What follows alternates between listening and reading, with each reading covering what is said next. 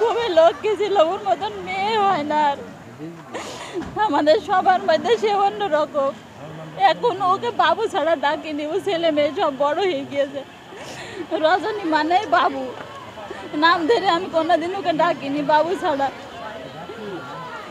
এত দরদের, এত মহব্বতের জিনিস আমাদের যার আমাদের মধ্যে নেই। সে দাবি করেন কি দাবি করবো? যে ঘটনা ঘটেছে এরকম ঘটনা কি ঘটে? মানুষের মধ্যে যে এইভাবে কি করে সরকার? যে এরকম প্লেন আসি স্কুলের মধ্যে পড়ছে, এটা কোনো কথা হলো?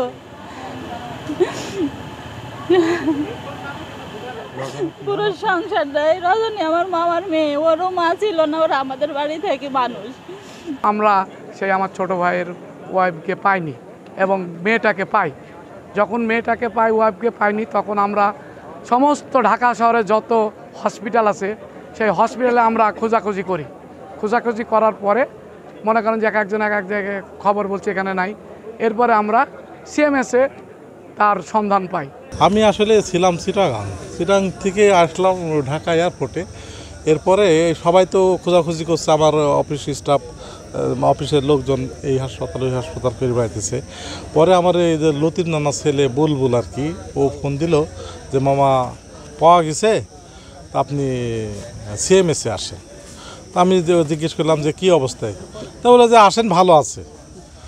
পরে আমি ওখানে পৌঁছালাম, পৌঁছানোর পরে ওই আর্মিতে বলল যে দেখেন আছে কি না।